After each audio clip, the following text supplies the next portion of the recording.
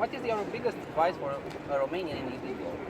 My biggest advice is that everybody needs to care about how their data is protected. They need to actually read terms and conditions before they download an app, realize what's being collected.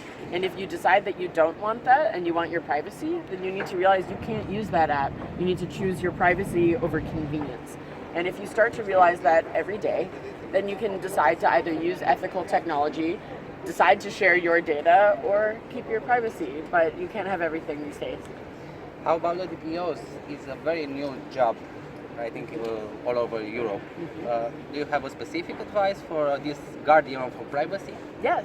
So I think for data protection officers, what everyone needs to realize is that if you're advising a company on the relationship that you have with a customer, you need to err on the side of transparency.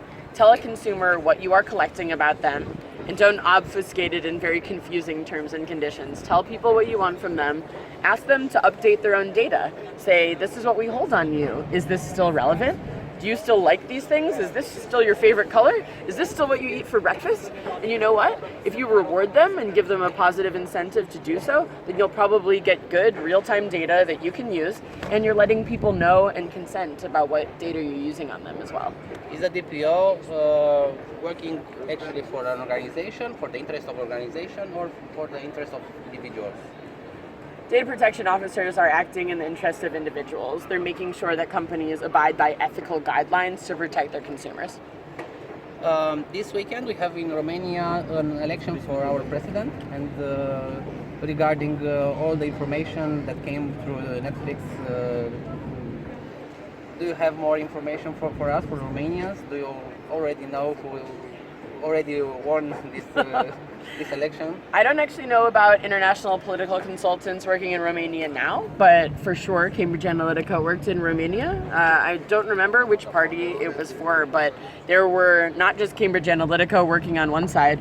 Cambridge Analytica had a similar company that was working against them on the other side. So it's very important for people to be aware that foreign intervention in elections is real. Companies that work on elections as a service are real, and they didn't go away just because Cambridge Analytica doesn't exist anymore. So it's important for people during election time to remember that you could be targeted with disinformation. You could be targeted with messaging that makes you want to disengage with politics. Try to never share that, never share that on your social media, never succumb to that.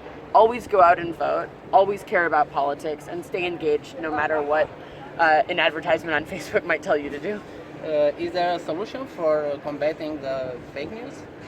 There are solutions. They're only starting to be built. I think it has to do a lot with blockchain technology and tracking and tracing facts, tracking and tracing provenance of real news for people that abide by ethical guidelines, journalists that are real investigative journalists, not just an article that anybody decided to put up, which has not been well researched, does not have actual sources, none of those facts have been checked.